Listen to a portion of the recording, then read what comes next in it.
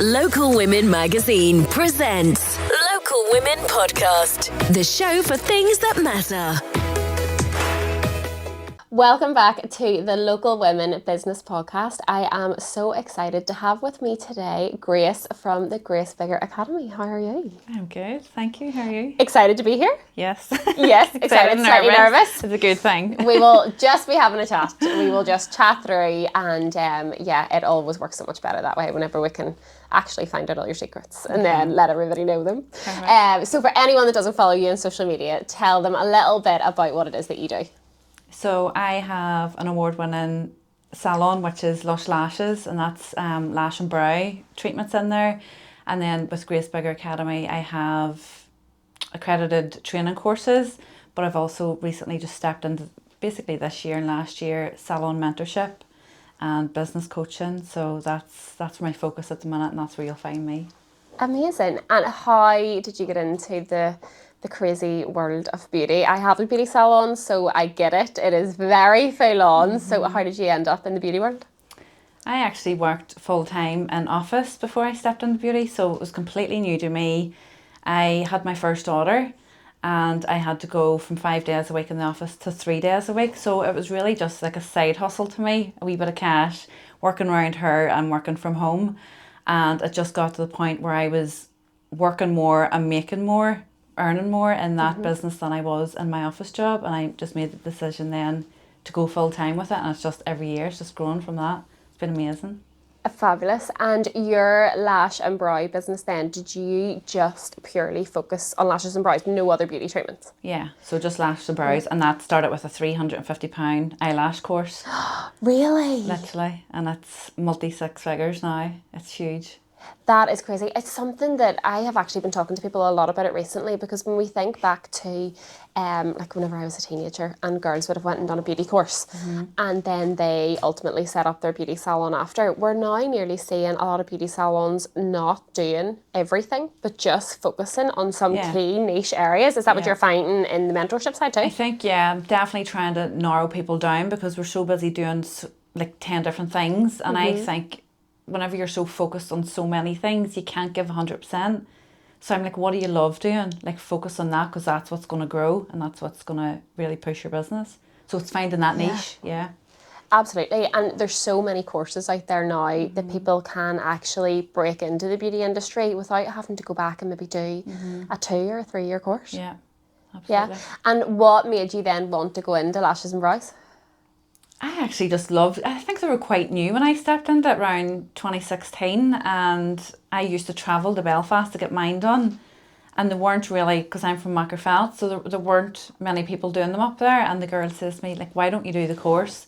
And I remember my husband laughing at me saying, you're going to pay what to do an eyelash course? But I was like, trust the process, like, trust me. And it was really hard. Like, I think people step into these lash courses thinking it is really easy and you just literally lifting it up and setting it on, but it's a lot more intense than that. So I kept focused, and I'm quite stubborn as well. So if I say yes to something, I'm going to make it work. So that's how it started. Oh, I love that. And the bit that I love about with you having your lash and brow courses is you also have the business mentorship side. Yeah. Because that's something I really see. There's a lot of courses out there that people can go and do, and they gain a skill, but then actually being able to use that skill is something completely different. And launching a business is something totally separate to just learning a skill. So I love the fact that you do the both side by side. Yeah. How did the business coaching side come about?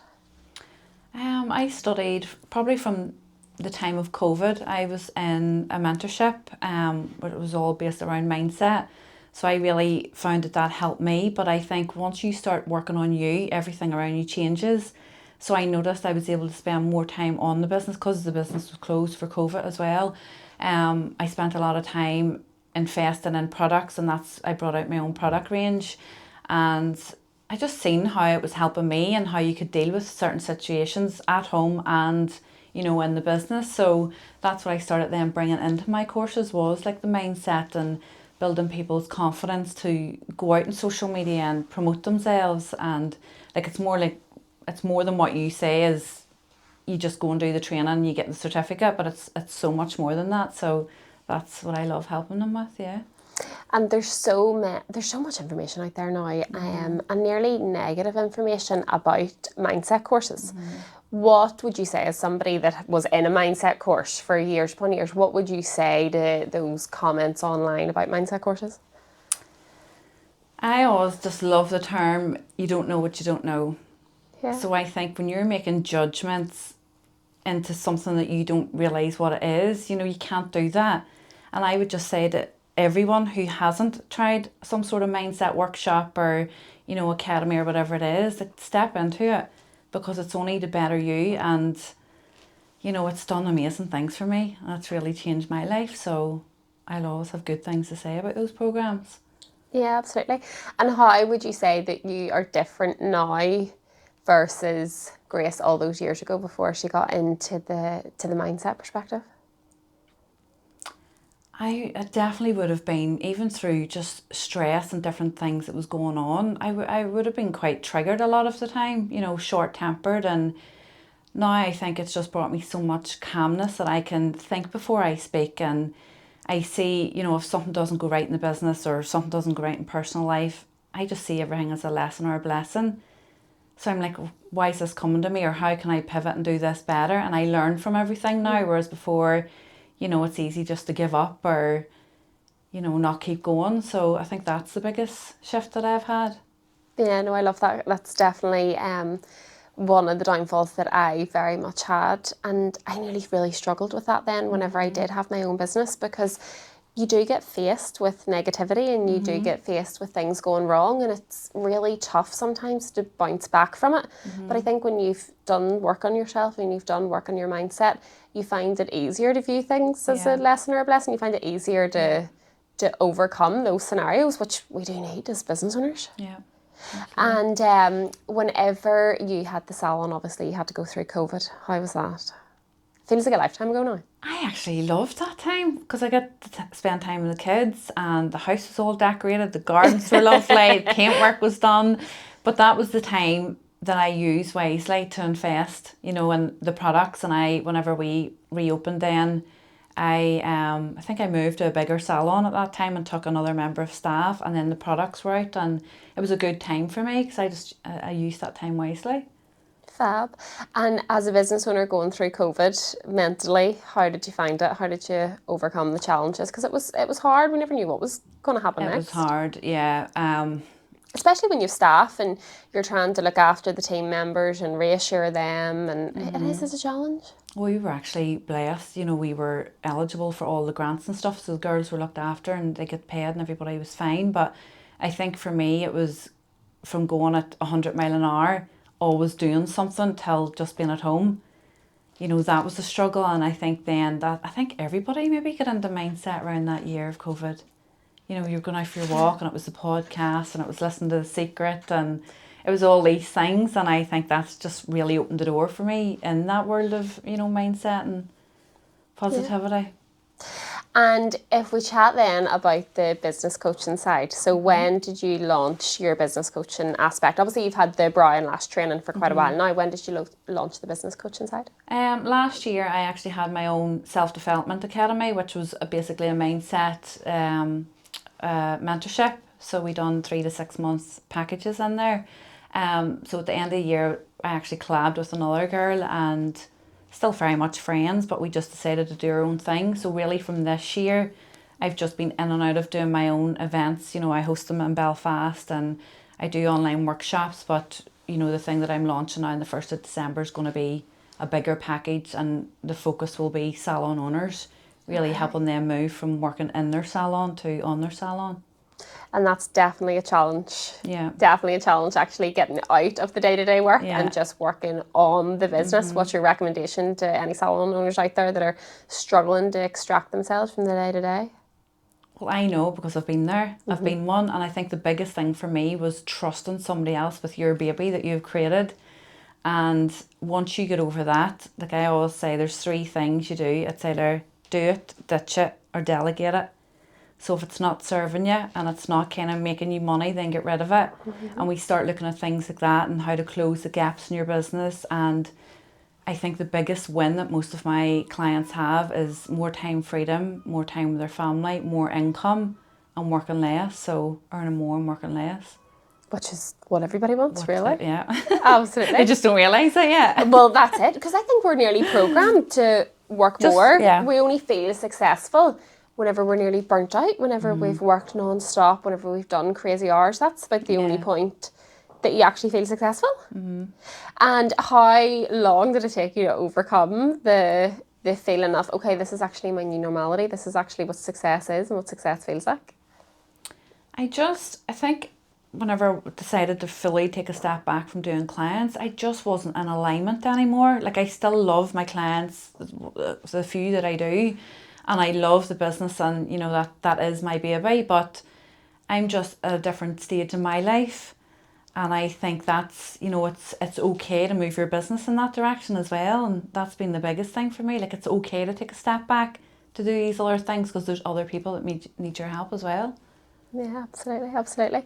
I always talk about marketing probably being one of the hardest parts of business at the minute. It should be easy now that we have social media, but sometimes it doesn't feel like it's easier at all. Yeah. Any great words of wisdom or tips or guidance out there for any business owners? Because obviously you have such a successful salon and training academy.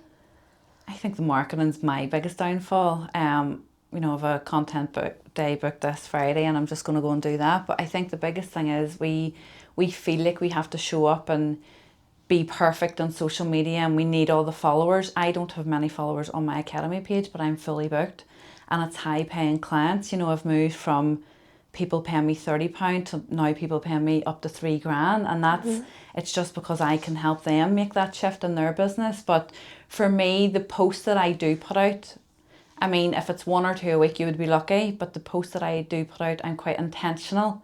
Okay. So there's always a purpose to the post that I'm putting out, and it's speaking to the ideal client, or, you know, what do I want to get from this post? So I think that's helped me just be more intentional with the post that you actually put out, you know, on social media.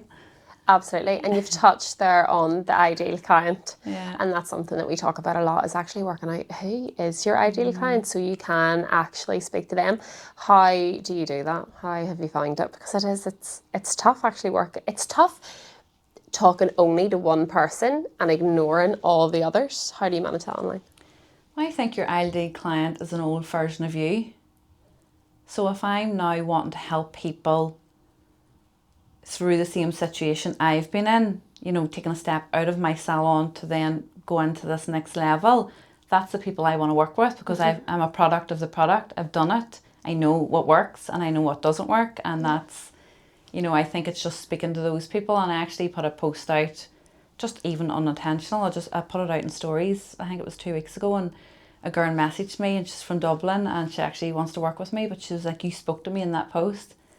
And I just imagine I'm speaking to myself, or an old version of myself, and that's the people then I attract. So yeah, it really works. resonates with somebody then, Yeah. which is exactly what we want. Now, something that in the early days I was really, really bad at in my business, and you're not allowed to tell me off, was facing into the figures. Because if I had had a bad day or a bad week in business, or even a bad month, I would have just ignored it as if it wasn't actually happening, and just would have completely avoided looking at the numbers. Do you find that that's something that other people do? Please tell me I'm not on my own with this. You're not on your own. I totally winged it. Like, I remember even up to last year, I was being asked, well, how much did you make last month? And I'm like, I don't know.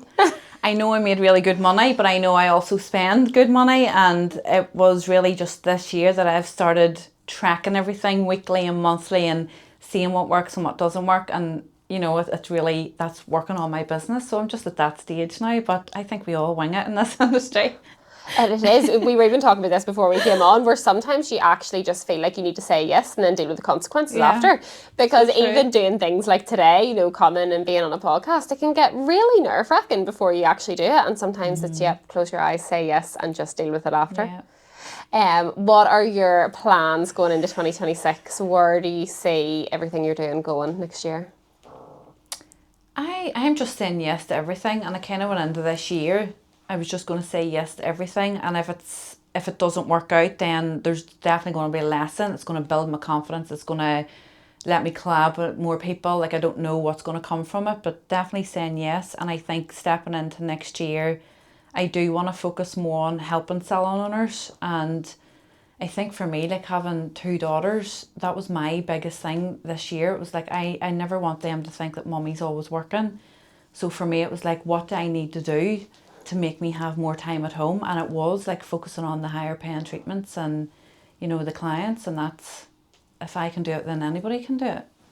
Yeah, that's one of the bits that I count myself so lucky and so blessed that I can actually be there at the school drop-offs and be there at the school pickups, and being able to change your work to allow you to have that is absolutely incredible, and something I will never ever take for granted. How did the girls find having you at home more? Look, they love it. I think, you know, my youngest one, she finishes at 1 p.m. every day, and I left her and just been home and getting them fed and getting out their homeworks and just being a mummy. I think that's so important, but it's finding that balance. And I think sometimes as a business owner, we forget about the family side and we're so focused on pleasing our clients. But I'm like, they're not the ones that matter, really. You know, we appreciate them, but we do what we do for our children and our family. So absolutely, it's about, you know, having a business is tough. Having a business can be incredibly challenging, but being able to then afford, you know, a lifestyle, being able to actually be there at the drop-offs, be there at the pickups, have all those opportunities, very much do make it worthwhile. And you had some exciting news recently. You are nominated for more awards, am I right? I am in for Saturday Night's award. It's actually for Best Mid-Ulster, which I think is just amazing because it's usually a lash category or a beauty salon category, but for this one, I'm like, you know, I'm so excited for this one. So yeah, it'll be interesting to see how that goes. And do you know what? It's lovely to sit here because obviously I helped judge the awards, but I didn't do that one, so I actually don't know the outcome. So that's really nice. Because otherwise, coming up to the time of the awards, you're a little bit like, you know, you see somebody and you think, oh God, I know, and try not to have eye contact. Whereas I actually don't know the outcome of that one, so that's really lovely for me, which is quite nice. But it is a massive honour to be nominated for an award, especially ones like the Local Women Business Awards that are such reputable awards. You know, I can honestly say, having sat there and judged, there's a lot of time, effort and energy goes into judging those awards. So even to get through to the nomination stage is incredible. Yeah.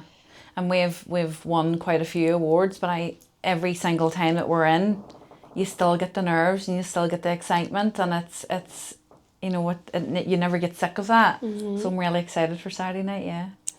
And what do you think sets apart your businesses? Because, you know, you now have multiple businesses. What do you think sets them apart from other similar businesses? I think my focus has always just been keep your head down, don't worry what anybody else is doing. It doesn't matter if there's 10 other people in your town doing the same thing, focus on you.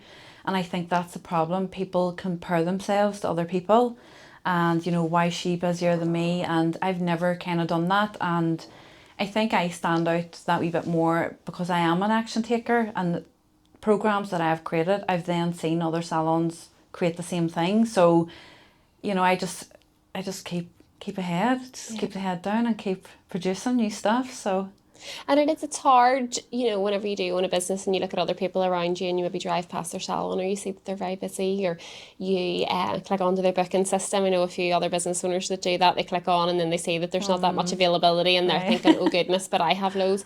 And it is hard not to compare yourself, especially when it is your livelihood and you do have a family to keep. Have you any words of wisdom for supporting business owners through that?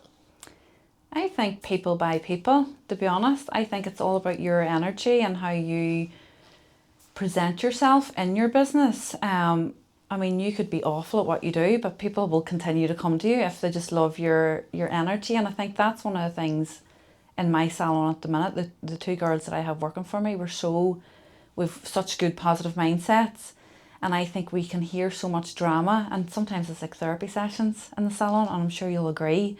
And I've always just said to the girls, you know, don't get caught up in that. Change the atmosphere. If somebody's having a bad day, say something nice, because people always remember how you made them feel. Yeah. And I think that's the main thing. And if you just focus on that, and your business will grow, because it's word of mouth then, you know, they're going to go away and talk about the amazing experience that they've had in your salon. So absolutely. You've touched there briefly on staffing, and obviously you have 2 girls that work for you in the salon at the minute. How do you find being a business owner? How do you find being a business owner and an employer? I'm a friend, boss. Like the girls know we have a group chat, and they are like one of them is my sister, but they're both like my sisters. And if there's something that needs done, I write it into the group chat. But it's like, you know, here's the list to do, and then it's like, thanks, bye, love you. Like there's always that wee, and I think it's just trusting them, and I'm very good at even pushing them. So they work for me, but they also have their own side businesses. One's a makeup artist, and one does like fee brows and semi-permanent makeup. And I'm great at helping them reach their goals and go to the next level in their business. So I think it all just works, and we're a great wee team. Amazing. I know it's so hard not to be friendly with your staff. Yeah. How is it in terms of, obviously you're not there on the day-to-day and you're not delivering services? Do you ever find that there's any issues with that with the staff? And if there is, how do you navigate that? Honestly, I think because I have actually trained the two of them, so they were students at a point, and then I give them the jobs, and I think because they've kind of been trained to my standard, and they just know how we operate in there, and they know the systems, that I can honestly take a week off, like I did at Halloween, just to be off with the kids, and there's no worries, like they don't text, and there's no issues, so Amazing. I'm quite blessed that I don't have any issues yet. Amazing. This has been absolutely fantastic. Have you any parting words of wisdom for anyone listening to the podcast today? I think in this industry, or in personal life or business life, or whatever you're doing, just be yourself. You know, don't worry about what people's going to say, because people talk regardless of whether you're doing something right or doing something wrong. And I always just say, if they're talking about you, you're doing something right, you know, because you're triggering them. So just be yourself, enjoy the journey, and, you know, every year is just going to be a new chapter, and we just have to make the most of that. I love that. I love that. The biggest good luck for Saturday. I will Thank see you. you there. I will have my tan on at that stage, which will be Me a lot too. better than today when I'm feeling a little bit pale. We'll all be getting our spray tans and our Yeah. lashes done at the salons this weekend. For anyone that wants to look you up, where can they find you on social media? You'll get myself on Grace Bigger Academy, or you'll get the girls or myself in Lush Lashes, but mostly the girls in there if it's treatments. Fantastic, Grace. Thank you so much. Thank you It's been for having absolutely me. amazing. Thank you. Thank you. Local Women Magazine presents Local Women Podcast, the show for things that matter.